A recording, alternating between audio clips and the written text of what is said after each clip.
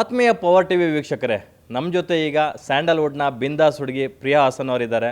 ರೇಣುಕಾಸ್ವಾಮಿ ಹತ್ಯೆ ಪ್ರಕರಣ, ಆ ಪ್ರಕರಣದಲ್ಲಿ ಭಾಗಿಯಾಗಿರ್ತಕ್ಕಂಥ ನಟ ದರ್ಶನ್ ಮತ್ತು ಸಹಚರರು ಈಗೇನು ವಿಚಾರಣಾಧೀನ ಕೈದಿಗಳಾಗಿ ಪರಪ್ಪನ ಅಗ್ರಹಾರ ಸೇರಿ ಜೈಲೂಟ ಸವಿತಾ ಇದ್ದಾರೆ. ಈ ಎರಡರ ಬಗ್ಗೆ ಮಾತನಾಡೋದಕ್ಕೆ ನಮ್ಮೊಟ್ಟಿಗಿದ್ದಾರೆ. ಮೇಡಮ್, ಮೊದಲಿಗೆ ಒಬ್ಬ ಹೆಣ್ಣಾಗಿ ಈ ಥರದ ಒಂದು ಕ್ರೂರ ಕೃತ್ಯದ ಬಗ್ಗೆ ಏನು ಹೇಳ್ತೀರಾ ಮೇಡಮ್? ಇದು ವಿಕೃತ ಮನಸ್ಸು ಇರೋ ಅಂಥವ್ರು ಮಾಡೋ ಅಂಥ ಕೆಲಸ. ಒಂದು ಹೆಣ್ಣಾಗಿ ಹೇಳಬೇಕಂದ್ರೆ ಆ್ಯಕ್ಚುಲಿ ಇವಾಗ ನ್ಯಾಯಾಂಗದಲ್ಲಿದೆ ಇದು. ಏನಾಗತ್ತೆ ಅನ್ನೋದು ಯಾರಿಗೂ ಗೊತ್ತಿಲ್ಲ. ನನಗನ್ಸಿದ ಪ್ರಕಾರ ನಾನು ನೋಡಿದ್ದ ದರ್ಶನ್ ಬೇರೆ, ಇವಾಗ ನೋಡ್ತಾ ಇರೋ ದರ್ಶನ್ನೇ ಬೇರೆ ಅನ್ನಿಸ್ತಾ ಇದೆ. ಅವ್ರು ನಿಜವಾಗ್ಲೂ ಹೆಣ್ಮಕ್ಳಿಗೆ ಎಷ್ಟು ಬೆಲೆ ಕೊಡ್ತಾರೆ. ನಾನು ನಿಜ ಒಂದು ಇನ್ಸಿಡೆಂಟ್ ಹೇಳಬೇಕು.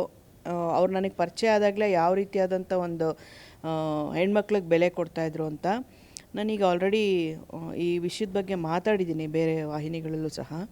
ನಾವು ದಾವಣಗೆರೆ ಶಿವಮೊಗ್ಗದಲ್ಲಿ ಒಂದು ಫಂಕ್ಷನ್ ಅಟೆಂಡ್ ಮಾಡಿದ್ವಿ ಗೆಸ್ಟಾಗಿ. ನಾನು ದರ್ಶನ್ ಗೆಸ್ಟಾಗಿ ಅಟೆಂಡ್ ಮಾಡಿದ್ವಿ. ಒಂದು ಮೆಡಿಕಲ್ ಕಾಲೇಜ್ ಫಂಕ್ಷನ್ ಅದು. ಆ ಫಂಕ್ಷನಲ್ಲಿ ಅವ್ರದ್ದು ಕರಿಯಾ ಶೂಟಿಂಗ್ ನಡೀತಾ ಇತ್ತು ಅವಾಗ, ಕರಿಯಾ ಪ್ರೇಮ್ ಡೈರೆಕ್ಷನ್ದು. ಆವಾಗ ನಾನು ದರ್ಶನ್ ಗೆಸ್ಟಾಗಿ ಒಂದು ಫಂಕ್ಷನಿಗೆ ಬಂದಾಗ ಅಲ್ಲಿ ಸ್ಟೇಜ್ ಮೇಲೆ ನಾನು ದರ್ಶನ್ ಅವ್ರು ಪರ್ಫಾಮೆನ್ಸ್ ಮಾಡಿದ್ವಿ. ಆವಾಗ ಅಪ್ಪು ಅವ್ರ ಸಾಂಗ್ ತುಂಬ ಫೇಮಸ್ ಇತ್ತು, ತಾಲಿಬಾನ್ ಅಲ್ಲ ಅಲ್ಲ ಆ ಸಾಂಗಿಗೆ ನಾವಿಬ್ಬರು ಪರ್ಫಾರ್ಮ್ ಮಾಡಿದ್ವಿ. ಅಲ್ಲಿ ತುಂಬ ಕ್ರೌಡ್, ಅಂದರೆ ಲಕ್ಷಾಂತರ ಜನ ಇದರಲ್ಲಿ. ಆ ಕ್ರೌಡು ನನಗೆ ಅದು ಅವಾಗ ನಾನು ಜಂಬದ ಹುಡುಗಿ ಸ್ಟಾರ್ಟ್ ಮಾಡ್ತಾಯಿದ್ದೆ ಸಿನಿಮಾ. ಆವಾಗ ಪರಿಚಯ ಆಗಿದ್ದು ದರ್ಶನ್ ನನಗೆ.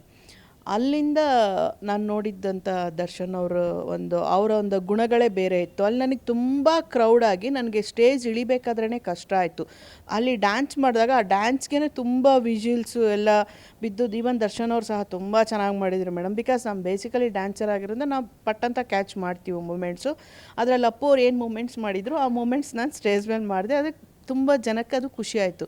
ಇಳಿಬೇಕಾದ್ರೆ ತುಂಬ ಮೇಲೆ ಬೀಳ್ತಾ ಇದ್ರಲ್ಲಿ ಜನ. ಆವಾಗ ದರ್ಶನ್ ಸೇವ್ ಮಾಡಿ ಕರ್ಕೊಂಡೋಗಿ ನನ್ನ ಕಾರಲ್ಲಿ ಕೂರಿಸಿದ್ದು. ಅವಾಗ ಅವರು ಪರಿಚಯ ಆಗಿದ್ದಿದ್ದು. ಬಟ್ ತುಂಬ ಆವಾಗ ನಾನು ಅವರಲ್ಲಿ ನೋಟಿಸ್ ಮಾಡಿದ್ದು ಅಂದರೆ ಹೆಣ್ಮಕ್ಳನ್ನ ಎಷ್ಟು ಸೇಫ್ ಮಾಡ್ತಾರೆ, ಎಷ್ಟು ಪ್ರೊಟೆಕ್ಟ್ ಮಾಡಿದ್ರಲ್ವ, ಆ ರೀತಿಯಾದಂಥ ಗುಣ ಇದೆ ಅವರಲ್ಲಿ. ಇವನ್ ನಮ್ಮಮ್ಮ ಎಲ್ಲೇ ಸಿಕ್ಕಿದ್ರು ಅವ್ರು ಕಾಲು ನಮಸ್ಕಾರ ಮಾಡ್ಕೊಂಡು ಹೋಗ್ತಾರೆ. ಈ ರೀತಿಯಾಗಿ ಬೆಳೆದು ಬಂದ ಅಂಥವ್ರು, ಈ ರೀತಿ ಒಂದು ಜೀವನದಲ್ಲಿ ಈ ರೀತಿಯಾದಂಥ ಒಂದು ಇನ್ಸಿಡೆಂಟ್ಸ್ನ ಅಳವಡಿಸ್ಕೊಂಡಿರೋ ಅಂಥವ್ರು ಈ ರೀತಿ ಒಬ್ಬರು ಕೊಲೆ ಮಾಡೋಕ್ಕೆ ಸಾಧ್ಯನಾ, ಈ ಮಟ್ಟಕ್ಕೆ ಮೈಂಡ್ ಅವ್ರಿಗೆ ಹೋಗುತ್ತಾ ಅನ್ನೋದೇ ಆಶ್ಚರ್ಯ ಅನಿಸುತ್ತೆ. ಎಲ್ಲ ಸಹವಾಸಗಳ ಒಂದು ಸಹವಾಸ ದೋಷ ಸನ್ಯಾಸಿ ಕೆಟ್ಟ ಅಂತ ಸಹವಾಸ ಹಂಗಾಗ್ಬಿಟ್ಟಿದೆ. ಇವಾಗಲೂ ಸಹ ದರ್ಶನ್ ಅವರು ಒಂದು ಹೆಣ್ಣನ್ನು ಪ್ರೊಟೆಕ್ಟ್ ಮಾಡೋ ವಿಚಾರದಲ್ಲೇ ಇಷ್ಟೊಂದು ಪ್ರಪಾತಕ್ಕೆ ಇಳಿದಿರ್ತಕ್ಕಂಥದ್ದು. ಅದೇ ಬೇಸರ ಆಗಿದ್ದ ಸಂಗತಿ ಏನಂದರೆ, ಹೆಣ್ಣನ್ನು ಪ್ರೊಟೆಕ್ಟ್ ಮಾಡಬೇಕು ನಿಜ, ಆದರೆ ಹಾಗಂತ ಇನ್ನೊಬ್ರಿಗೆ ಅನ್ಯಾಯ ಮಾಡಬಾರ್ದು, ಇನ್ನೊಬ್ಬರು ಒಂದು ಜೀವ ತೆಗೆಯುವಂಥ ಕೆಲಸ ಮಾಡಬಾರ್ದಿತ್ತು. ಇನ್ ದ ಸೆನ್ಸ್ ಅವ್ರು ಮಾಡಿದಾರ ಇಲ್ಲ ನನಗೆ ಗೊತ್ತಿಲ್ಲ, I am so sorry. Because ಈ ಮಟ್ಟಕ್ಕೆ ಅವ್ರ ಮುಂದೆನೇ ಈ ಇನ್ಸಿಡೆಂಟ್ ನಡೆದರೂ ಸಹ ಅವ್ರು ತಡೆಯೋವಂಥ ಒಂದು ವ್ಯಕ್ತಿತ್ವ ಹೊಂದಬೇಕೇ ಹೊರತು ಈ ರೀತಿಯಾದಂಥ ಇನ್ಸಿಡೆಂಟ್ ಮಾಡೋ ಲೆವೆಲಿಗೆ ಹೋಗಬಾರ್ದಿತ್ತು. ಅವರಿರೋ ಲೆವೆಲ್ಗೆ ಈ ಒಂದು ಸಣ್ಣ ಪ್ರಾಬ್ಲಮ್ ಹಿಂಗೆ ಅನ್ನೋ ಅಷ್ಟರಲ್ಲಿ ಆ ಪ್ರಾಬ್ಲಮ್ ಸಾಲ್ವ್ ಮಾಡ್ಬೋದು. ಅವರು ಒಂದು ಫೋನ್ ಮಾಡಿ ಒಂದು ಅಲ್ಲಿ ಅವರು ಪವಿತ್ರ ಅವ್ರು ಎಲ್ಲಿದ್ದರು ಆ ಒಂದು ಇದರಲ್ಲಿ ಅವ್ರಿಗೆ ರಕ್ಷಣೆ ಕೊಡಿಸ್ಬೋದಿತ್ತು, ಅಥವಾ ಪೊಲೀಸಿಗೆ ಇನ್ಫಾರ್ಮ್ ಮಾಡ್ಬೋದಿತ್ತು, ಅಥವಾ ಅಲ್ಲಿ ಇವ್ರು ಯಾರು ಫಾಲೋವರ್ಸ್ ಇದ್ದಾರೆ ಅವರಿಗೆ ಹೇಳಿ ಇನ್ಫಾರ್ಮ್ ಮಾಡ್ಬೋದಿತ್ತು. ಇಲ್ಲಾಂದರೆ ಬೇಡ. ಇವತ್ತು ಹೆಣ್ಮಕ್ಳಿಗೆ ಎಲ್ಲ ರೀತಿಯಾದಂಥ ಕಾನೂನು ಪ್ರೊಟೆಕ್ಷನ್ಸ್ ಇದ್ದೇ ಇದೆ. ಪವಿತ್ರ ಅವರ ಸೇಫ್ ಮಾಡ್ಬೇಕಾರೆ, ಯಾಕಂದರೆ ಅವರು ಧೈರ್ಯವಾಗಿರೋ ಅಂಥ ಹೆಣ್ಮಗಳು, ಒಂದು ವುಮನ್ ಎಂಟರ್ಪ್ರೈನರ್ ಅಂತ ಹೇಳ್ತಾ ಇದ್ದಾರೆ. ಎಲ್ಲನೂ ಸೋಷಿಯಲಲ್ಲಿ ಫೇಸ್ ಮಾಡ್ದಿರ ಒಂದು ಲೆವೆಲಿಗೆ ಬರೋಕ್ಕಲ್ಲ, ಎಲ್ಲನೂ ಗೊತ್ತಿರುತ್ತಲ್ವ. ಅವರೇ ಪೊಲೀಸ್ ಪ್ರೊಟೆಕ್ಷನ್ ತೊಗೋಬೋದಿತ್ತು, ಅವರೇ ಇನ್ಫಾರ್ಮ್ ಮಾಡ್ಬೋದಿತ್ತಲ್ವ. ಅದನ್ನು ದರ್ಶನ್ ಅವ್ರಿಗೆ ಹೇಳಿ, ದರ್ಶನ್ ಅವ್ರನ್ನ ಪ್ರೊವೋಕ್ ಮಾಡಿ, ಅವ್ರಿಗೆ ಆ ದ್ವೇಷ ಬಂದು ಅವ್ರ ಮುಂದೆ ನಮ್ಮವ್ರಿಗೆ ಹಿಂಗೆ ಮಾಡಿದ್ರ, ಅದು ಹ್ಯೂಮನ್ ಟೆಂಡೆನ್ಸಿ, ಮನುಷ್ಯನ ಸಹಜ ಗುಣ ಅಂತಾರೆ. ನಮ್ಮವ್ರಿಗೆ ಯಾರು ಮಾಡಿದ್ರೆ ನನ್ನ ಹೆಂಡ್ತಿಗೆ ಹಿಂಗೆ ಮಾಡ್ತಾರ, ನನ್ನ ಮಗಳಿಗೆ ಹಿಂಗೆ ಮಾಡ್ತಾರ, ನೋಡು ನಾನು ಹೆಂಗೆ ಮಾಡ್ತೀನಂತ ಮಾಡ್ತಾರಲ್ಲ. ಈ ರೀತಿ ಒಂಥರ ಚಿಕ್ಕ ಮಕ್ಳ ಥರ ಮಾಡ್ದಂಗೆ ಅನಿಸುತ್ತೆ ಈ ಥರ ಒಂದು ಡಿಸಿಷನ್ನು. ಈಸಿಯಾಗಿ ಸಾಲ್ವ್ ಆಗೋವಂಥದ್ದನ್ನು ಬೆರಳಲ್ಲಿ ಹೋಗೋದಕ್ಕೆ ಕುಡ್ಲಿ ತೊಗೊಂಡ್ರು ಅಂತಾರಲ್ಲ, ಆ ಕೆಲಸ ಆಗಿದೆ ಇದು. ಎಸ್ ಮೇಡಮ್, ಅಂದರೆ ಪ್ರತಿ ಕಮೆಂಟ್ಗೂ ಇದೇ ಥರ ರಿಯಾಕ್ಷನ್ಗಳು ಎಲ್ಲರೂ ಮಾಡ್ತಾ ಹೋದರೆ ಬಹುಶಃ ಎಷ್ಟು ಕೊಲೆಗಳಾಗಬೇಕಿತ್ತಲ್ವ ಮೇಡಮ್? ಯಾಕಂದರೆ ನಾಟ್ ಓನ್ಲಿ ಸೆಲೆಬ್ರಿಟಿಗಳಾದಂಥ ನೀವು, ಶ್ರೀಸಾಮಾನ್ಯ ಹೆಣ್ಮಕ್ಳಿಗೂ ಕೂಡ ಅವ್ರು ಸೋಷಿಯಲ್ ಮೀಡ್ಯಾದಲ್ಲಿ ಏನೋ ಒಂದು ಪೋಸ್ಟ್ ಹಾಕ್ಕೊಂಡ್ರೆ, ಒಂದು ರೀಲ್ ಹಾಕಿದ್ರೆ ಅದಕ್ಕೆ ನಾನಾ ಥರ ಕಮೆಂಟ್ಗಳು ಬರುತ್ತೆ. ನಾನಾ ಥರ ಮೆಸೇಜ್ಗಳು ಬರುತ್ತೆ. ಅದನ್ನೆಲ್ಲ ಸೀರಿಯಸ್ಸಾಗಿ ತಗೋಬಾರ್ದು, ತಗೋಬೇಕು ಸರ್ಟನ್ ಎಕ್ಸ್ಟೆಂಟ್ಗೆ. ಆದರೆ ಅದಕ್ಕೆ ಅದರದೇ ಆದಂಥ ಒಂದಷ್ಟು ಅಂದರೆ ಕ್ರಮ ವಿಧಾನಗಳಿದೆ. ಒಂದು ಪೊಲೀಸ್ ಸ್ಟೇಷನ್ ಕಂಪ್ಲೇಂಟ್ ಕೊಡಬೇಕಿತ್ತು, ಸೈಬರ್ ಕ್ರೈಮಿಗೆ ಹೇಳ್ಬೋದಿತ್ತು. ಸೈಬರ್ ಕ್ರೈಮ್ಗೆ ಹೇಳ್ಬೋದಿತ್ತು. ಸೈಬರ್ ಕ್ರೈಮಲ್ಲಿ ಇವತ್ತು ತುಂಬ ಒಳ್ಳೆ ಪ್ರೊಟೆಕ್ಷನ್ ಮಾಡ್ತಾ ಇದ್ದಾರೆ. ಸೋಷಿಯಲ್ ಮೀಡಿಯಾ ನೋಡಿ, ಫಸ್ಟೆಲ್ಲ ಸೋಷಿಯಲ್ ಮೀಡಿಯಾ ಇರಲಿಲ್ಲ, ಎಲ್ಲ ಸೇಫಾಗಿ ಚೆನ್ನಾಗಿದ್ವಿ, ಏನೂ ಪ್ರಾಬ್ಲಮ್ ಇರಲಿಲ್ಲ. ಈಗ ಸೋಷಿಯಲ್ ಮೀಡಿಯಾ ಬಂದಿರೋದು ಎಷ್ಟು ಪ್ಲಸ್ ಇದೆಯೋ ಅಷ್ಟೇ ಮೈನಸ್ಸು ಮಾಡ್ಕೋತಾ ಇದ್ದಾರೆ. ಅದು ಎಲ್ಲ ಸ್ವಯಂಕೃತ ನಾವುಗಳು ಮಾಡ್ಕೋತಾ ಇರೋವಂಥ ಅಪರಾಧಗಳು ಬಿಟ್ಟರೆ ಇದನ್ನು ಒಳ್ಳೆ ರೀತಿಲಿ ಯೂಸ್ ಮಾಡ್ಬೋದು, ಬ್ಯಾಡಾಗೂ ಯೂಸ್ ಮಾಡ್ಬೋದು. ನೀನು ಅದನ್ನು ಒಳ್ಳೆ ರೀತಿಲಿ ಯೂಸ್ ಮಾಡು. ಒಂದು ಬಿಸ್ನೆಸ್ಗೆ ಒಂದಿದ್ದು ನಿಮ್ಗೆ ಇಷ್ಟ ಆಯಿತಾ ಲೈಕ್ ಮಾಡಿ, ಇಲ್ವಾ ಲೈಕ್ ಮಾಡಬೇಡಿ. ಇವರು ಅಷ್ಟೇ, ಇಷ್ಟ ಆಗಲಿಲ್ವಾ ಬ್ಲಾಕ್ ಮಾಡ್ಬೋದಿತ್ತು, ಅಥವಾ ಅವರು ಸೈಬರ್ ಕ್ರೈಮ್ಗೆ ಹೇಳಿ ಪ್ರೊಟೆಕ್ಷನ್ ತೊಗೋಬೋದಿತ್ತು. ಆಮೇಲೆ ಒಂದು ಹೆಣ್ಣಾಗಿ ಈ ರೀತಿ ಒಬ್ಬರು ಮಾಡ್ತಾ ಇದ್ದಾರೆ ಅಂದಾಗ ತಡೆಗಟ್ಟೋ ಅಂಥ ಮನಸ್ಥಿತಿ ಇರುತ್ತೆ. ಒಂದು ಹೆಣ್ಣು ಲಕ್ಷ್ಮೀ ಸ್ವರೂಪ ಅಂತಾರೆ, ಅವ್ರಿಗೆ ತಾಳ್ಮೆ ಇರುತ್ತೆ. ಆ ತಾಳ್ಮೆಯಿಂದ ನಿಮಗಿರೋ ಅಂಥ ಲೆವೆಲ್ ಏನು, ನೀವಿರೋ ಅಂಥ ಪೊಸಿಷನ್ ಏನು, ನಾಳೆ ದಿನ ಜನ ಏನು ಅನ್ಬೋದು ದರ್ಶನ್ ಅವ್ರಿಗೆ, ಅದ್ರ ಬಗ್ಗೆ ಸಹ ಒಂದು ಹೆಣ್ಣಾಗಿ ಅವ್ರನ್ನ ಸೇಫ್ ಮಾಡೋ ಅಂಥ ಪೊಸಿಷನಲ್ಲಿ ಅವ್ರು ಇದ್ದಿದ್ದಿದ್ರೆ ಈ ರೀತಿಯಾಗಿ ಈಗ ನಮ್ಮನೆ ಗಂಡು ಮಕ್ಕಳೇ ಯಾರಾದರೂ ಆ ಥರ ಏನಾದರೂ ತಪ್ಪು ಮಾಡೋಕ್ಕೆ ಹೋದರೆ, ಬೇಡ ನಾಳೆ ದಿನ ಹಿಂಗೆ ಮಾಡಿದ್ರೆ ಹಿಂಗೆ ಆಗತ್ತೆ ಅಂತ ಮುಂದಾಲೋಚನೆ ಮಾಡಿ ಅದನ್ನು ತಡೆಗಟ್ಬೋದಿತ್ತು. ಅಂಥದ್ರಲ್ಲಿ ಮಾಡಿದ್ದೂ ತಪ್ಪೇ. ಆದರೆ ಇವರು ಹ್ಯಾಂಡ್ಲ್ ಮಾಡಿದ ರೀತಿ ಸರಿ ಇಲ್ಲ. ಅವ್ರಿಗೆ ಅನ್ಯಾಯ ಆಗಿರ್ಬೋದು, ಪವಿತ್ರ ಅವ್ರಿಗೆ ಅವ್ರು ಮೆಸೇಜ್ ಮಾಡೋದು ಸಹ ತುಂಬ ತಪ್ಪಿತ್ತು. ರೇಣುಕಾ ಅವರು ಅದು ಮೆಸೇಜ್ ಮಾಡಿದ್ದಕ್ಕೆ ಬೇರೆ ರೀತಿಯಲ್ಲಿ ಅವರು ಅದನ್ನು ಸಾಲ್ವ್ ಮಾಡಬೇಕಿತ್ತೇ ಹೊರತು this way is not correct. ಅವ್ರು ಚೂಸ್ ಮಾಡಿದ್ದಂಥ ವೇ ತಪ್ಪು ಅಂತ ನನ್ನ ಅನಿಸಿಕೆ. ಫೈನ್ ಮೇಡಮ್, ನೀವು ದರ್ಶನ್ ಅವ್ರನ್ನ ತುಂಬ ವರ್ಷಗಳಿಂದ ನೋಡಿದ್ದೀರಾ, ಹತ್ತಿರದಿಂದ ನೋಡಿದ್ದೀರಾ. ಸೊ ಅವರ ನಡೆ ನೋಡಿ, ಆಚಾರ ವಿಚಾರಗಳೆಲ್ಲವೂ ಕೂಡ ನೀವು ಆವಾಗಲೇ ಹೇಳ್ತಾ ಇದ್ರಿ, ನಾನು ನೋಡಿದಂಥ ದರ್ಶನ್ನೇ ಬೇರೆ, ಈಗಿರೋ ದರ್ಶನ್ನೇ ಬೇರೆ, ಸಹವಾಸ ದೋಷದಿಂದ ಸನ್ಯಾಸಿಗೆಟ್ಟ ಅಂತಕ್ಕಂಥ ಮಾತನ್ನು ಹೇಳ್ತಿದ್ರಿ. Of course it is yes. ಮತ್ತೊಂದು ವಿಚಾರ, ದರ್ಶನ್ ಅವರಲ್ಲಿ ಬದಲಾವಣೆ ಆಗ್ತಿದೆ ಅಂತ ನಿಮ್ಗೆ ಅನಿಸಿರ್ಲಿಲ್ವಾ? ಯಾಕಂತಂದರೆ ಅವ್ರ ಹೆಂಡತಿಗೆ ಬೈದಂಥ ಒಂದು ಆಡಿಯೋ, ತುಂಬ ಕೆಟ್ಟ ಪದಗಳಲ್ಲಿ ಬೈದಿರ್ತಕ್ಕಂಥ ಆಡಿಯೋ ಸಿಕ್ಕಾಪಟ್ಟೆ ವೈರಲ್ ಆಗಿದೆ. ಬಹುಶಃ ನಿಮ್ಮ ಮೊಬೈಲ್ಗೂ ಬಂದಿರುತ್ತೆ. ಮಾಧ್ಯಮಗಳಿಗೆ ಬೈದಂತಹ ಒಂದು ಕೆಟ್ಟದಾಗಿ ಪದಗಳ ಬಳಕೆ ಮಾಡಿರ್ತಕ್ಕಂಥ ಒಂದು ಆಡಿಯೋ ಕ್ಲಿಪ್ಪು, ಅದು ಕೂಡ ಬಹುಶಃ ನಿಮ್ಮ ಮೊಬೈಲ್ಗೆ ಬಂದಿರುತ್ತೆ, ಕೇಳಿರ್ತೀರ. ಸಾರ್ವಜನಿಕ ವೇದಿಕೆಗಳಲ್ಲಿ ಅವರು ನಾಲಿಗೆಯನ್ನು ಹರಿಬಿಟ್ಟಾಗ ನೀವು ಕೇಳಿರ್ತೀರ. ಮತ್ತು ಅವ್ರು ಮಾಡ್ಕೊಂಡಂಥ ಕಾಂಟ್ರವರ್ಸಿಗಳನ್ನ ನೀವು ಮಾಧ್ಯಮಗಳಲ್ಲಿ ನೋಡಿರ್ತೀರ ಅಥವಾ ಓದಿರ್ತೀರ ಪೇಪರ್ಗಳಲ್ಲಿ. ಸೊ ಆಗ್ತಿದ್ದಾರೆ ಅಂತ ಅನಿಸಿರ್ಲಿಲ್ವ ಮೇಡಮ್? ಇಲ್ಲ, ಈ ವಿಚಾರವಾಗಿ ಹೇಳಬೇಕಂದ್ರೆ ಅವರು ಫಸ್ಟು ಅವ್ರಿಗೆ ಅರೆಸ್ಟ್ ಮಾಡಿದಾಗ, ಫಸ್ಟು ಅವರು ವಿಜಯಲಕ್ಷ್ಮಿ ಅವ್ರ ಜೊತೆ ಪ್ರಾಬ್ಲಮ್ ಆದಾಗ, ಅರೆಸ್ಟ್ ಮಾಡಿದಾಗ ಆ್ಯಕ್ಚುಲಿ ನಾನು ಆವಾಗಲೇ ಹೇಳ್ತಾ ಇದ್ದೆ, ಪ್ರೊಟೆಕ್ಷನ್ಗೋಸ್ಕರ ನನ್ನ ಕಸಿನ್ ಮನೆಯಲ್ಲೇ ಅವ್ರನ್ನ ಇಟ್ಟಿದ್ದಿದ್ದವಾಗ. ಆವಾಗ ಅವರು 2011 ಇಶ್ಯೂ ಆದಾಗ, ಫ್ಯಾಮಿಲಿ ಇಶ್ಯೂಸ್ ಆದಾಗ ಅರೆಸ್ಟ್ ಮಾಡಿದಾಗ, ಆವಾಗ ಸಾರಾ ಗೋವಿಂದ್ ಅವರು, ಜಗ್ಗೇಶ್ ಅವರು ಬಂದು ಅವ್ರನ್ನ ನೋಡಿದರು. ಆವಾಗಲೂ ಸಹ ಅವರು ತುಂಬ ಹತ್ತಿರದಿಂದ ನನ್ನ ಜೊತೆ ಕೂತ್ಕೊಂಡು ಮಾತಾಡಿದಾಗ ದರ್ಶನ್ ಅವರು. ಬಟ್ ಅವಾಗೆಲ್ಲೋ ಒಂದು ಕಡೆ ಅವ್ರಿಗೆ ಅದೊಂದು ಗಂಡ ಹೆಂಡತಿ ಅಂದಾಗ ಅದು ಸಾಮಾನ್ಯವಾದ ಜಗಳಗಳಿದ್ದೇ ಇರುತ್ತೆ ಅದು. ಬಟ್ ಆ ಮಟ್ಟಕ್ಕೆ ಹೋಗಬಾರ್ದು. ಅವ್ರಿಗೆ ಹೊಡೆದಿದ್ದು ಮಾಡಿದ್ದೆಲ್ಲ ನನಗೆ ಅವಾಗಷ್ಟು ಗೊತ್ತಿರಲಿಲ್ಲ. ಆಮೇಲೆ ದರ್ಶನ್ ಅವ್ರು ಕೂತ್ಕೊಂಡು ಮಾತಾಡಿದಾಗಲೂ ಹೇಳಿದರು, ಇಲ್ಲ ಇದು ಬೇರೆ ಯಾರೋ ಮಧ್ಯದಲ್ಲಿ ಮೂರನೇವರು ತಂದಿಟ್ಟಂಥ ಜಗಳ ಇದು, ಇಲ್ಲಮ್ಮ ನಾನು ಹಂಗೆ ಮಾಡಿಲ್ಲ ಅಂತಲೂ ನಾವು ಮಾತಾಡ್ತಾಯಿದ್ವಿ. ನಾನೇ ಸಹ ಟಿಫನು ಕೊಟ್ಟಿದ್ದೆ, ಚಪಾತಿ ತಿನ್ಕೊಂಡು ಮಾತಾಡ್ತಾಯಿದ್ರು. ಆದರೆ ಆವಾಗ ನನಗೆ ಅನಿಸಿದ್ದು, ಇಲ್ಲ ತಪ್ಪು ಇವ್ರ ಕಡೆಯಿಂದ ಆಗಿಲ್ಲ. ಎಲ್ಲೋ ಒಂದು ಕಡೆ ಹೆಣ್ಮಕ್ಳಿಗೆ ತಲೆ ಕೆಡಿಸಿದಾಗ ಗಂಡನ ಮೇಲೆ ಬೇಜಾರಾಗೋದು, ಅಥವಾ ಗಂಡನಿಗೆ ಬೇರೆಯವ್ರು ಮೂರನೇವ್ರು ಬಂದು ತಲೆ ಕೆಡಿಸಿದಾಗ ಹೆಂಡತಿ ಮೇಲೆ ಬೇಜಾರಾಗೋದು, ಅವಾಗೆಲ್ಲೋ ಒಂದು ಕಡೆ ಒಂದೇಟು ಎರಡೇಟು ಹೊಡೆದಾಗ ಮಾಡಿದಾಗ ಇವೆಲ್ಲ ಇನ್ಸಿಡೆಂಟ್ ಆಗುತ್ತೆ ಅಂದ್ಕೊಂಡಿದ್ದೆ. ಸರ್ವೇ ಸಾಮಾನ್ಯವಾಗಿ ಹೆಣ್ಮಕ್ಳಿಗೆ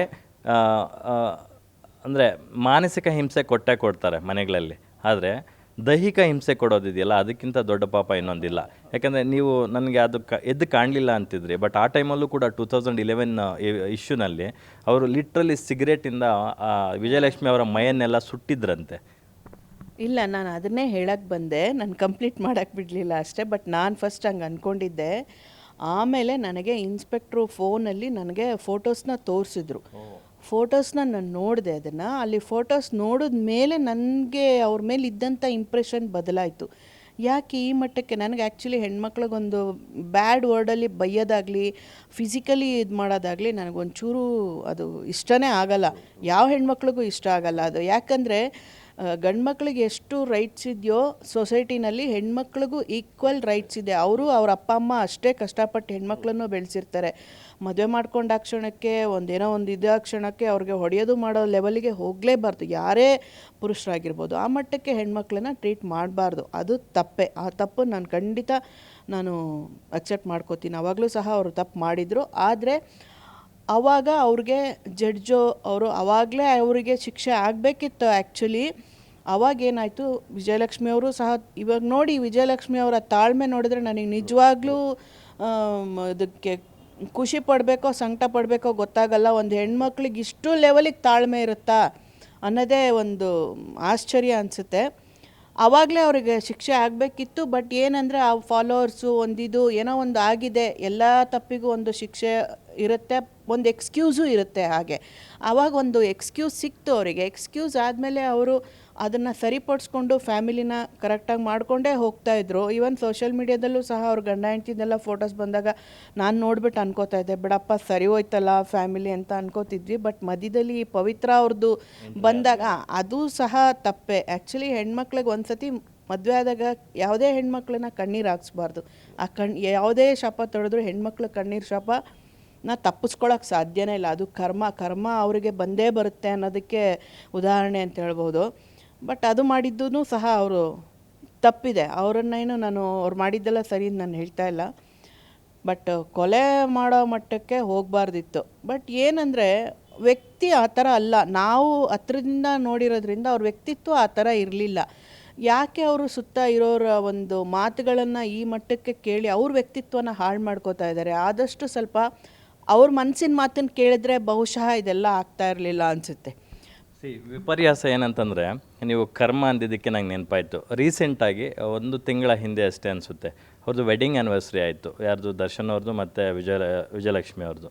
ಆ ಟೈಮಲ್ಲಿ ದರ್ಶನ್ ಅವ್ರದ್ದು ಒಂದು ವಿಡಿಯೋನ ಕರ್ಮ ನಮ್ಮ ಬ್ಯಾಗೇಜು, ಸೊ ಅಲ್ಲೇ ಡ್ರಾ ಅಲ್ಲೇ ಬಹುಮಾನ ಅಂತಕ್ಕಂಥದ್ದು. ಹಿಂದಿನ ಕಾಲದಲ್ಲಿ ಹೇಳ್ತಾಯಿದ್ರು, ನಮ್ಮ ತಂದೆ ತಾಯಿ ಮಾಡಿರ್ತಕ್ಕಂಥ ಪುಣ್ಯ ನಮಗೆ ಮಕ್ಳಿಗೆ ಬರುತ್ತೆ ಅಂತಕ್ಕಂಥದ್ದು. ಈ ಕಾಲದಲ್ಲಿ ಇಲ್ಲೇ ಡ್ರಾ ಇಲ್ಲೇ ಬಹುಮಾನ, ನಮ್ಮದು ನಮಗೆ ಬರುತ್ತೆ, ಕರ್ಮದ ಬ್ಯಾಗೇಜು ನಾವು ಬೆನ್ನಿಗೆ ಹಾಕ್ಕೊಂಡು ಓಡಾಡ್ತಿರ್ತೀವಿ ಅಂತಕ್ಕಂಥ ಮಾತನ್ನು ಯಾವುದೋ ಒಂದು ಸಂದರ್ಶನದಲ್ಲಿ, ಖಾಸಗಿ ಸಂದರ್ಶನದಲ್ಲಿ ದರ್ಶನ್ ಅವ್ರು ಹೇಳಿದರು. ಆ ವಿಡಿಯೋನ ಹಂಚ್ಕೊಂಡು ಕರ್ಮ ರಿಟರ್ನ್ಸ್ ಅಂತೇನೋ ಒಂದು ಲೈನ್ ಹಾಕಿದ್ರು ಪವಿತ್ರ ಗೌಡ ಅವರು. ಈಗ ನೋಡಿದ್ರೆ ಲಿಟ್ರಲಿ ಕರ್ಮ ರಿಟರ್ನ್ಸ್ ಅಂತ ಅನ್ನಿಸ್ತಿದೆ. ಇದಕ್ಕೇನು ಹೇಳ್ಬೇಕಂತಲೇ ಗೊತ್ತಾಗ್ತಾ ಇಲ್ಲ ನಿಜವಾಗ್ಲೂ. ಎಲ್ಲ ಎರಡು ಕಡೆಯಿಂದನೂ ತಪ್ಪುಗಳು ನಡೆದೋಗಿದೆ. ಆದರೆ ಯಾವಾಗಲೂ ಏನು ಗೊತ್ತಿಲ್ಲದಿರೋ ಅಂಥವ್ರು ತಪ್ಪು ಮಾಡೋದಕ್ಕೂ, ಎಲ್ಲ ರೆಸ್ಪಾನ್ಸಿಬಿಲಿಟೀಸ್ ಇರೋ ಅಂಥವ್ರು ತಪ್ಪು ಮಾಡೋದಕ್ಕೂ there is a lot of difference ಅಲ್ವಾ. ಏನೂ ಗೊತ್ತಿಲ್ಲದೆ ತಪ್ಪು ಮಾಡಿದಾಗ ಒಂದು ಕ್ಷಮೆ ಇರಲಿ ಬಿಡು, ಒಂದು ಎಕ್ಸ್ಕ್ಯೂಸ್ ಕೊಡೋಣ ಅನ್ಬೋದು. ಒಂದು ಸಮಾಜದಲ್ಲಿ ಒಂದು ಲೆವೆಲಲ್ಲಿ ಒಂದು ಮಟ್ಟಕ್ಕಿದ್ದಾಗ ಎಲ್ಲ ಸೊಸೈಟಿ ಗೊತ್ತಿದ್ದು, ಫ್ಯಾಮಿಲಿ ಗೊತ್ತಿದ್ದು, ಎಲ್ಲ ಗೊತ್ತಿದ್ದು ಒಂದು ಜವಾಬ್ದಾರಿಯುತ ಮನುಷ್ಯ ಆದಾಗ ತಪ್ಪು ಮಾಡೋಕ್ಕೆ ಹೋಗಬಾರ್ದು ಮನುಷ್ಯ ಆ್ಯಕ್ಚುಲಿ. ಇದೇ ಮಾತಿಗೆ ಬಂದು ಹೇಳ್ತೀನಿ ಮೇಡಮ್, ದರ್ಶನ್ ಅವರು ಗೊತ್ತಿದ್ದು ಮಾಡಿರ್ತಕ್ಕಂಥ ತಪ್ಪುಗಳು 1-2 ಅಲ್ಲ, ಇದೊಂದೇ ಅಲ್ಲ, ಸಾಕಷ್ಟು ತಪ್ಪುಗಳಿದ್ದಾವೆ. ನೀವೇ ಮಾತಾಡ್ತಾ ಇದ್ರಿ, ಸಾರಾ ಗೋವಿಂದ್ ಅವರು, ಜಗ್ಗೇಶ್ ಅವರು 2011 ಇನ್ಸಿಡೆಂಟಲ್ಲಿ ತುಂಬ ಹೆಲ್ಪ್ ಮಾಡಿದ್ರು ಅಂತಕ್ಕಂಥದ್ದು. ಅದಕ್ಕೆ ಪ್ರತ್ಯಕ್ಷ ಸಾಕ್ಷಿಗಳು ನೀವೇ.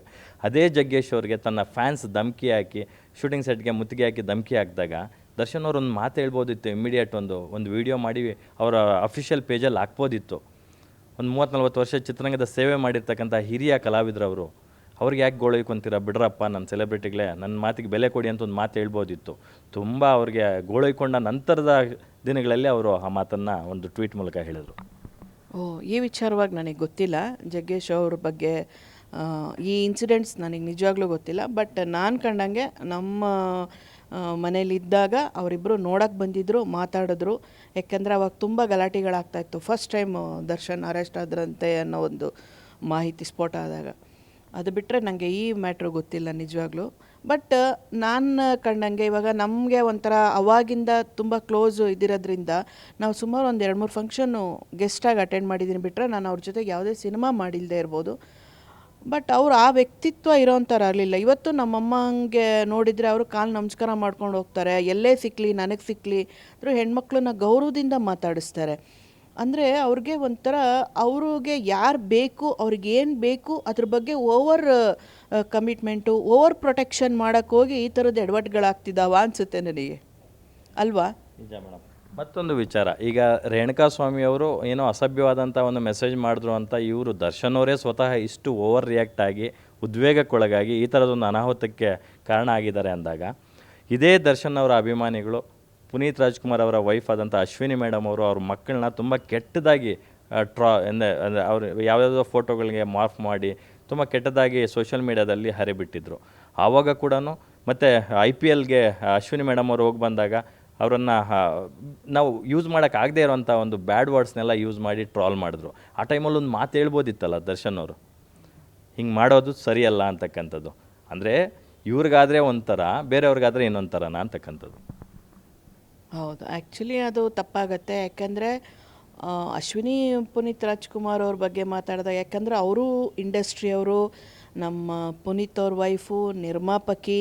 ಸೊ ನಮ್ಮ ಒಂದು ಕುಟುಂಬ, ನಮ್ಮ ಕುಟುಂಬದಲ್ಲಿ, ನಮ್ಮ ಚಿತ್ರರಂಗದ ಕುಟುಂಬದಲ್ಲಿ ಒಂದು ಹೆಣ್ಮಕ್ಳಿಗೆ ಈ ಥರ ಆಗ್ತಾಯಿದೆ, ಅದು ಸಂಬಂಧ ಇಲ್ಲ ಅಂತ ಹೇಳೋಕ್ಕಾಗಲ್ಲ. ಯಾಕಂದರೆ ದರ್ಶನ್ ಅವ್ರ ಫ್ಯಾನ್ಸ್ ಮಾಡಿರೋದ್ರಿಂದ ಅವರು ಅವ್ರನ್ನ ತಡೆಗಟ್ಟುವಂಥ ಪ್ರಯತ್ನ ಮಾಡಬೇಕಾಗಿತ್ತು, ಖಂಡಿತ ಮಾಡಬೇಕಾಗಿತ್ತು. ಅದು ಅವರ ಜವಾಬ್ದಾರಿ ಆಗಿರುತ್ತೆ ಅದು. ಯಾಕೆಂದರೆ ಅವರು ರಾಜ್ಕುಮಾರ್ ಅವರ ಫಾಲೋವರು, ಅಶ್ವಿನಿ ನಮ್ಮ ಒಂದು ಪಾರ್ವತಮ್ಮ ಅವರ ಒಂದು ನಿರ್ಮಾಪಕಿಯಾಗಿ ಎಷ್ಟು ಸಿನಿಮಾಗಳು ಮಾಡಿದ್ದಾರೆ.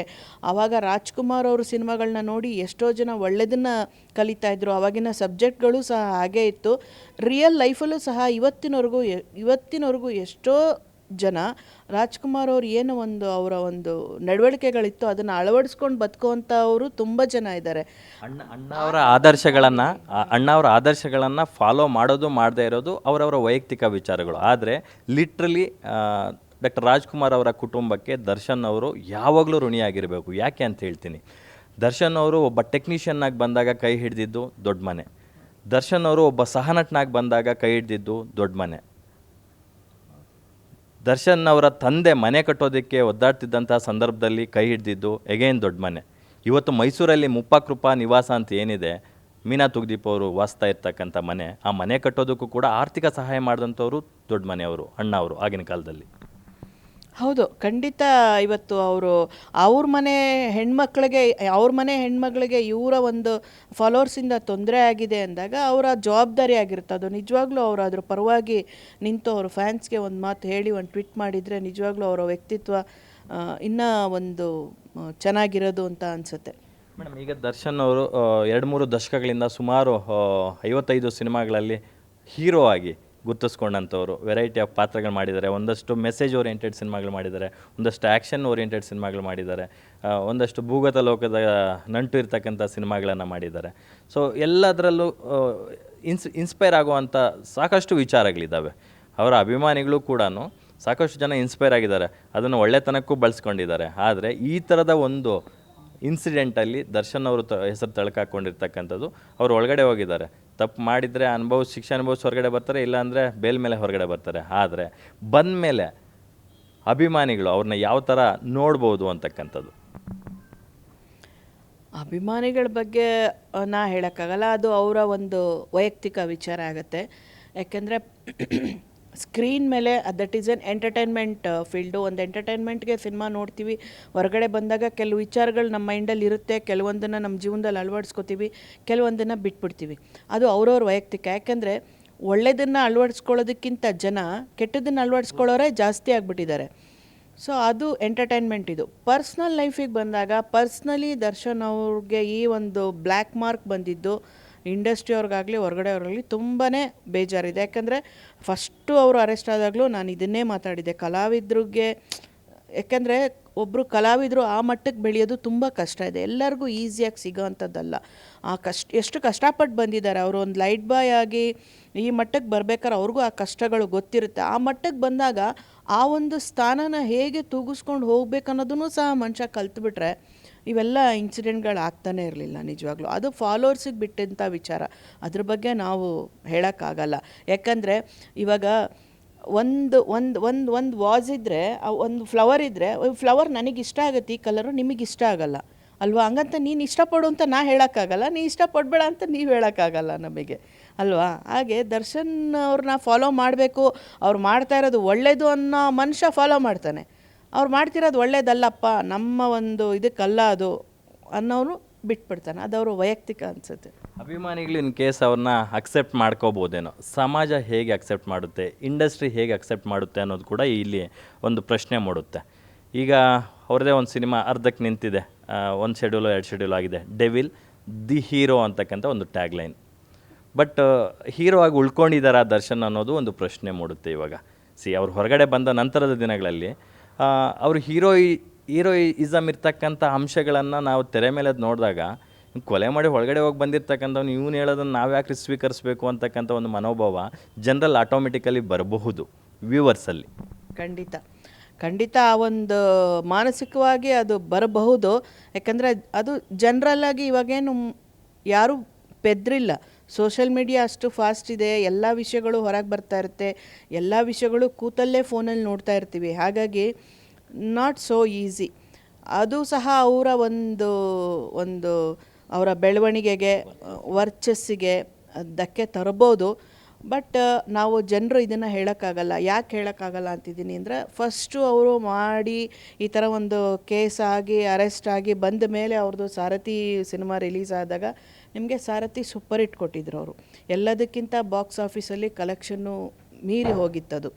ಹಾಗಾಗಿ ಜನರ ಮನಸ್ಸು, ಜನರ ಲೈಕಿಂಗ್ಸ್ನ ನಾವು ಏನೂ ಹೇಳೋಕ್ಕಾಗಲ್ಲ. ಬಟ್ ಪರ್ಸ್ನಲಿ ತಗೊಳ್ಳೋರಿಗೆ ಎಲ್ಲೋ ಒಂದಿದು ಬ್ಲ್ಯಾಕ್ ಮಾರ್ಕ್ ಅಂತೂ ಖಂಡಿತ, ಇದನ್ನು ಅಳಿಸೋಕ್ಕೆ ಸಾಧ್ಯ ಇಲ್ಲ. ಮೇಡಮ್, ನಿಮ್ಮ ಪಾಯಿಂಟ್ಗೆ ಬರ್ತೀನಿ. ಸಾರಥಿ ಸಿನಿಮಾದ ಟೈಮಲ್ಲಿ ಆದಂತಹ ಪ್ರಕರಣನೇ ಬೇರೆ, ಈಗಾಗಿರ್ತಕ್ಕಂಥ ಪ್ರಕರಣನೇ ಬೇರೆ. ಇದು ತುಂಬ ಸೆನ್ಸಿಟಿವು, ಕೊಲೆ ವಿಚಾರ, ಒಂದು ಜೀವ ತೆಗೆದಿದ್ದಾರೆ. ಸೊ ಜನ ಈಗ ಹೇಗೆ ರಿಸೀವ್ ಮಾಡ್ತಾರೆ ಅನ್ನೋದು ಯಕ್ಷ ಪ್ರಶ್ನೆ ಆಗುತ್ತೆ. ಯಾಕಂದರೆ ಚಿತ್ರರಂಗಕ್ಕೆ ದರ್ಶನ್ ಅನಿವಾರ್ಯತೆ ಇಲ್ಲ, ದರ್ಶನ್ ಅವ್ರಿಗೆ ಚಿತ್ರರಂಗ ಅನಿವಾರ್ಯತೆ ಇದೆ. ದರ್ಶನ್ ಅವ್ರು ಬರೋಕ್ಕೆ ಮೊದಲಿಂದನೂ ಚಿತ್ರರಂಗ ಇದೆ, ದರ್ಶನ್ ಅವರ ನಂತರದ ದಿನಗಳಲ್ಲೂ ಚಿತ್ರರಂಗ ಇರುತ್ತೆ. ಈ ಮೀನ್ ವೈಲ್ ಇವ್ರು ಏನು ಜರ್ನಿ ಮಾಡ್ತಾರೆ, ಆ ಜರ್ನಿಯಲ್ಲಿ ಸಮಾಜಕ್ಕೆ ಇವ್ರು ಏನು ಕೊಡ್ತಾರೆ ಅನ್ನೋದು ಇಂಪಾರ್ಟೆಂಟ್ ಆಗುತ್ತೆ. ಇಲ್ಲ, ಏನಂದರೆ ಈಗ ಚಿತ್ರರಂಗ ಮುಂಚೆ ಥರ ಇಲ್ಲ.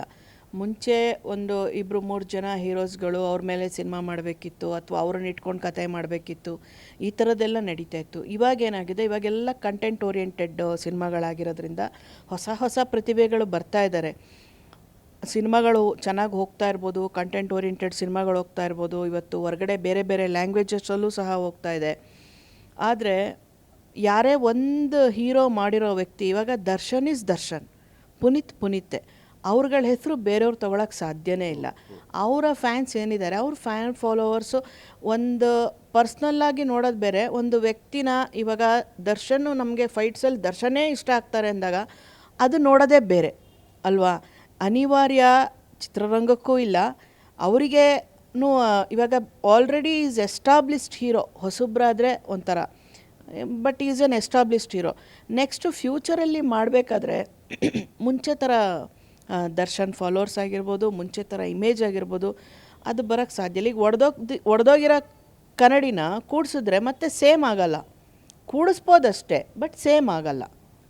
ಆ ಮಾರ್ಕ್ ಅಂತೂ ಇದ್ದೇ ಇರುತ್ತೆ. ಬಟ್ ನಾನು ಅಂದ್ಕೊಳ್ಳೋದು, ಕಲಾವಿದರಿಗೆ ದಯವಿಟ್ಟು ನಮ್ಮ ಚಿತ್ರರಂಗದ ಕಡೆಯಿಂದ ಆಗಲಿ, ಒಂದು ನಿರ್ಮಾಪಕಿ ನಿರ್ದೇಶಕಿಯಾಗಿ ಆ ಥರ ಆಗೋದು ಬೇಡ. ಈ ಥರ ಇನ್ಸಿಡೆಂಟ್ ಮಾಡಿದ್ದು ದರ್ಶನ್ ಅವರು ಮಾಡಿದಾರೋ ಮಾಡಿಲ್ವೋ ಗೊತ್ತಿಲ್ಲ, ನಾವು ಹೇಳೋಕ್ಕಾಗಲ್ಲ. ಏನು ನ್ಯಾಯ ಸಿಗುತ್ತೋ ಒಳ್ಳೆಯದಾಗಿ ಸಿಗಲಿ. ಯಾಕಂದರೆ ಯಾರು ಅನ್ಯಾಯ ಮಾಡಿದ್ದಾರೆ ಅವರಿಗೆ ಖಂಡಿತ ಶಿಕ್ಷೆ ಆಗಬೇಕು. ಆದರೆ ಒಳ್ಳೆಯದಾಗಲಿ, ಅವ್ರವ್ರ ಹಣೆ ಬರ ಅಷ್ಟೇ. ಫೈನಲಿ ನಾವು ಏನೂ ಹೇಳೋಕ್ಕಾಗಲ್ಲ.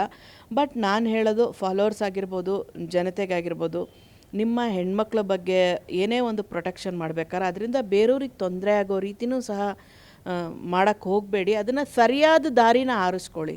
ಸರಿಯಾದ ದಾರಿನ ಆರಿಸ್ಕೊಂಡು ಪ್ರಾಬ್ಲಮ್ನ ಸಾಲ್ವ್ ಮಾಡ್ಕೋಬೇಕಂತ ನನ್ನ ಅನಿಸಿಕೆ. ನೀವೊಬ್ಬ ನಟಿಯೂ ಹೌದು, ಟೆಕ್ನಿಷಿಯನ್ ಕೂಡ ಹೌದು. ಅದಕ್ಕೆ ನಿಮಗೆ ಈ ಪ್ರಶ್ನೆ ಕೇಳ್ತಾ ಇದ್ದೀನಿ.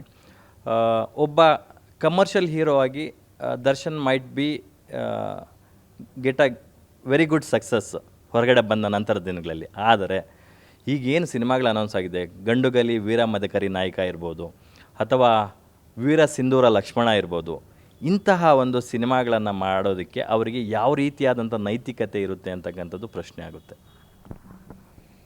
ಇಲ್ಲ, ಇಸ್ಟ್ರಾಲಜಿಕಲ್ ಸಿನಿಮಾ ಮಾಡೋಕ್ಕೆ ನೈತಿಕ ಅಂದರೆ ಅವರು ಒಂದು ಆರ್ಟಿಸ್ಟು, ಕಲಾವಿದರು ಅಂದಾಗ ಅವ್ರು ಯಾವುದೇ ರೀತಿಯಾದಂಥ ಪಾತ್ರ ಬೇಕಾದ್ರೂ ಹಾಕ್ತಾರೆ.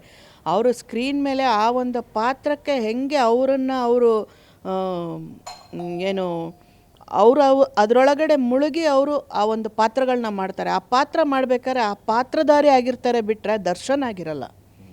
ಆ ರೀತಿಯಾಗಿರೋದ್ರಿಂದ ಅದ್ರ ಬಗ್ಗೆ ಏನು, ಅವರು ಒಳ್ಳೆ ಕಲಾವಿದರೆ, ಒಳ್ಳೊಳ್ಳೆ ಸಿನಿಮಾಗಳು ಕೊಟ್ಟಿದ್ದಾರೆ, ಒಳ್ಳೆ ಕಲಾವಿದ್ರೇ.